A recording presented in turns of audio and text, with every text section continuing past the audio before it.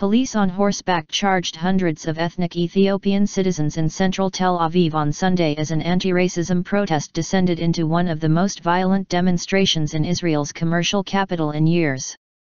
The protesters, Israeli Jews of Ethiopian origin, were demonstrating against what they say is police brutality after the emergence last week of a video clip that showed policemen shoving and punching a black soldier. Demonstrators overturned a police car, smashed shop windows and destroyed property and threw bottles and stones at officers in riot gear at Rabin Square in the heart of the city. Tensions subsided after midnight and police said they would be far less accommodating of further such demonstrations. At least 56 officers and 12 protesters were injured, some requiring hospital treatment, police and an ambulance service official said, and 43 people were arrested. Police used water cannon and stun grenades to try to clear the crowds.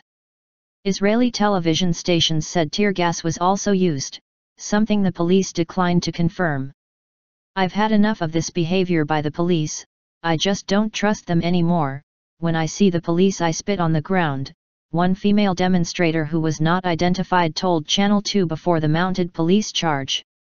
"Our parents were humiliated for years.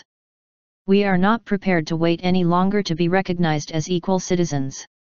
It may take a few months, but it will happen," another demonstrator told Channel 10. Racism and poverty.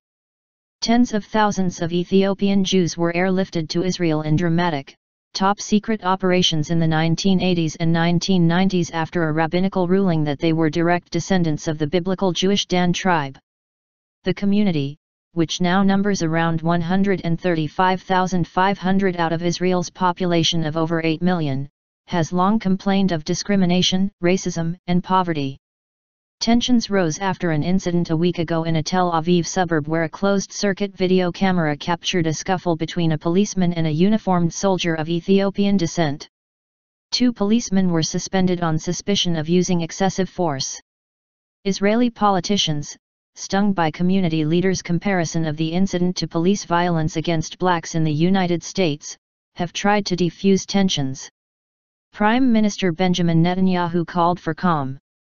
Taking time out from the final days of negotiations to form a coalition government, he said he would meet Ethiopian activists and the soldier on Monday. "All claims will be looked into, but there is no place for violence and such disturbances," he said in a statement.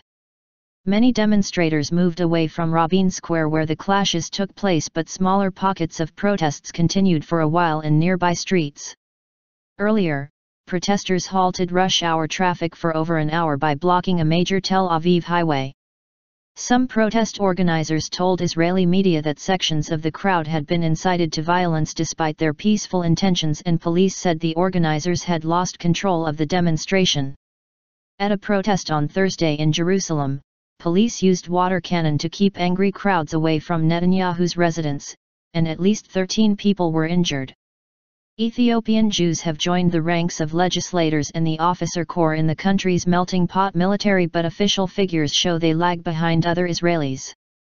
Ethiopian households earn 35% less than the national average, and only half of their youth receive high school diplomas, compared with 63% for the rest of the population.